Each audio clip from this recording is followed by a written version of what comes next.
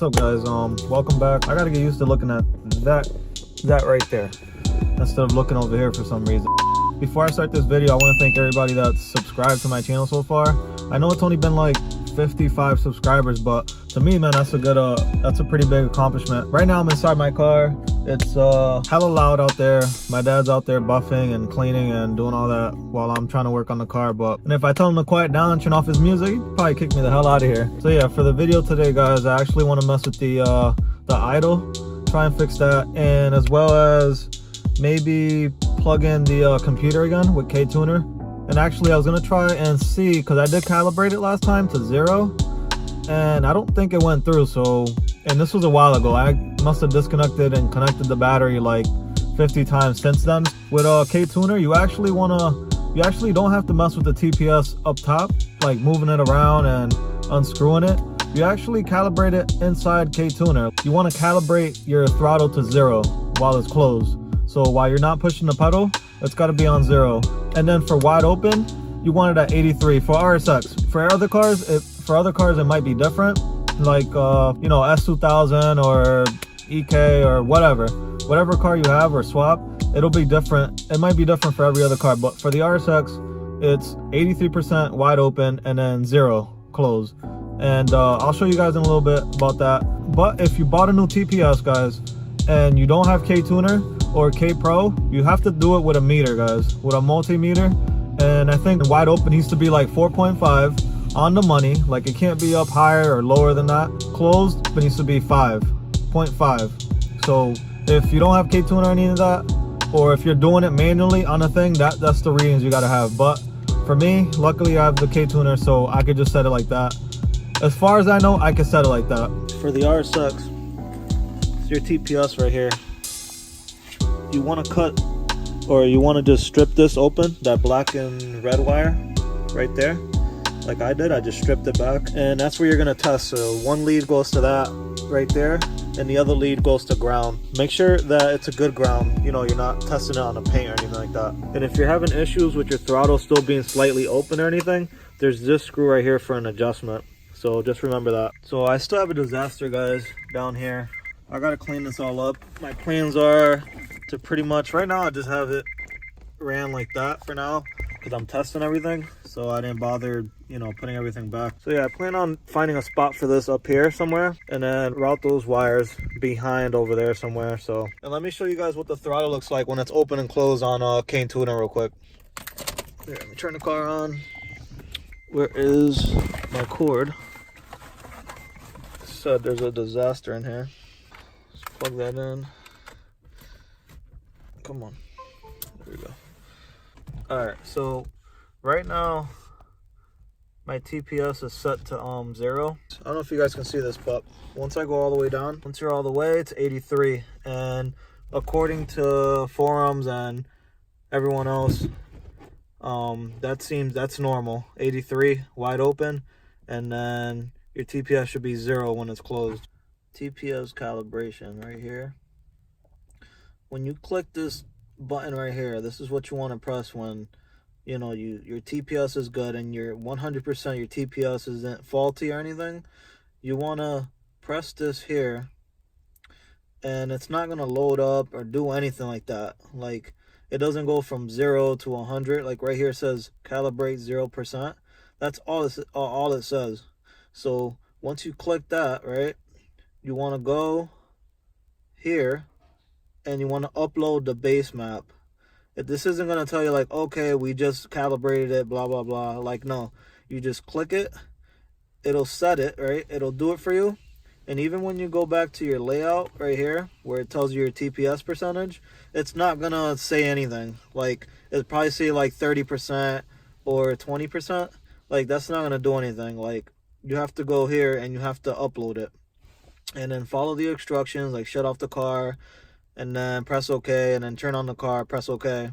And then once you do that, then it'll calibrate it to 0, and then your 83 will be your wide open. So yeah, that's one of the things where people get lost and don't know if they did it right or wrong, because this thing just really doesn't tell you. So yeah, as far as TPS, that's my thing is set up now, so I think I'm good. So yeah, that's what I spent this morning doing, was messing with that TPS. which is good now. And then now as soon as they move these cars from behind me, I don't know if you guys can see that car, I'll bring the car back out and then let the car warm up. And I don't know if it's gonna reach like the perfect idle because it's freezing outside, but hopefully once I leave it out there for maybe 20-25 minutes, hopefully it goes down to a normal idle, and then hopefully I'll drive it around the block and see what's up. All right guys, so brought this car out. Check engine light's still there for that 2647, but that other code, the 0122, went away, so that's a good thing. And like I said, all I did was set that TPS on the computer like I just showed you, and you should be good. So I'm gonna keep an eye on that because it's like 10, maybe like 10 degrees out, and see if see if this idle goes down or not. And that's where it's idling now. But check this, whenever I rev the engine up past maybe 4 or 3, it like idles like a right above 2 for some reason. And then whenever I rev it again, it drops down. See what it says on here. So yeah, that's what we got right there. That's what it's idling at. It's like 940 to 970, 1000. And then whenever I do rev up past, see, there we go, it's stuck again, like at 2000 RPM.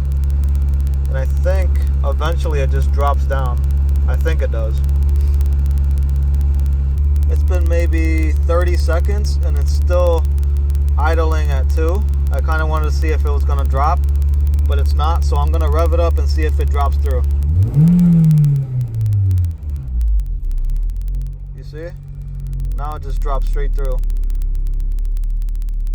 So yeah, if anybody has any idea like what that could be or why it's doing that, just comment down below or DM me. So yeah guys, that's probably my new issue that I'm having right now, is the idle getting stuck at 2000 RPM, but hopefully, I mean, it only gets stuck sometimes, it doesn't get stuck all the time.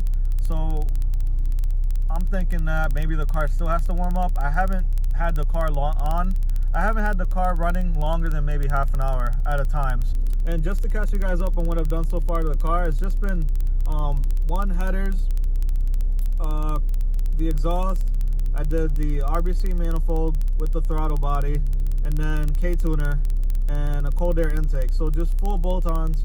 That's all I've done to the car. And with the base map that they have there that matches what I have, I mean, the car should run fine for now. So maybe it's just a hiccup in the car. Like maybe it's just I gotta let the car warm up. I haven't had the car on for longer than half an hour at a time, so I think I'm gonna let it just sit here and idle for maybe an hour. Maybe I'll just leave it here and then I'll come back and check it again, and maybe that P647 code goes away once I let it warm up for a while. So let me show you guys from outside. Ugh.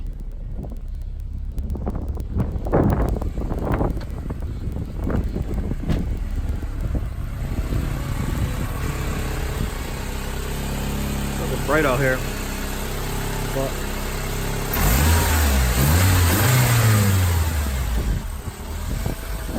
trying to get it to get stuck in there.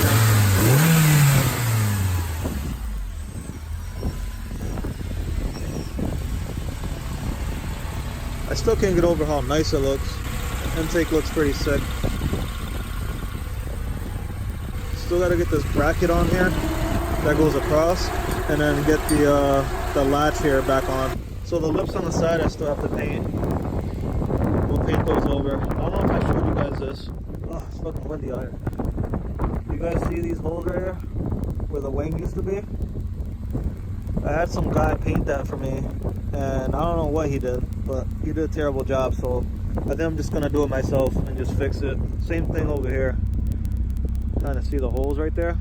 And I probably just started last summer, so the car's been put away, so nobody's really seen it. But yeah, I'm gonna definitely fix those. But everything else is pretty mint. So just the lips, that, and maybe I'll paint the hood while I'm at it. But let me back up and show you guys. Ugh, freezing out here. pretty much how it's sitting right now. I still gotta adjust the height and stuff, so that gap is a little more than I wanted. Probably go a little lower.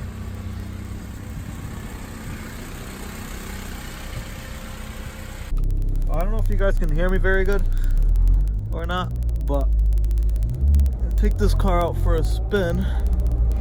I don't know if it's illegal to have no hood on your car, but this thing is registered and it does have insurance, so they do pull me over. It should be good.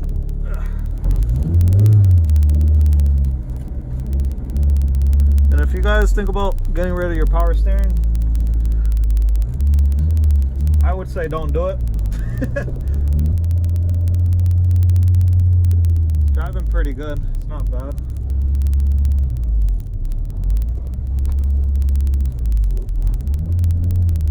I'll probably stop over here somewhere and take some pictures.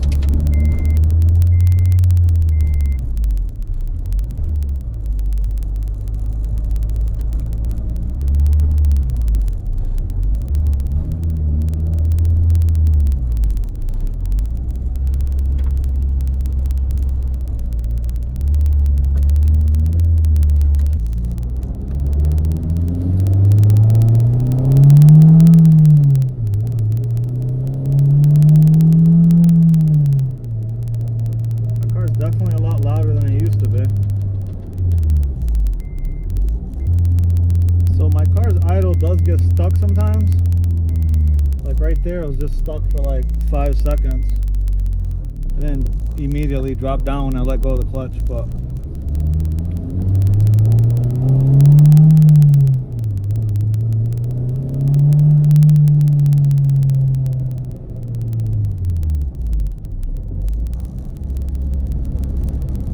it'll have to do for now.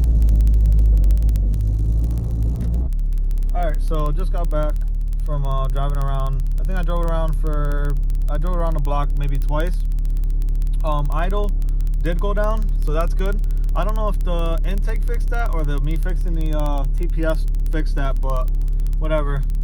That's all good now. In the code we had earlier, that 0122 went away, which had something to do with the TPS, but that's all good, like I said earlier.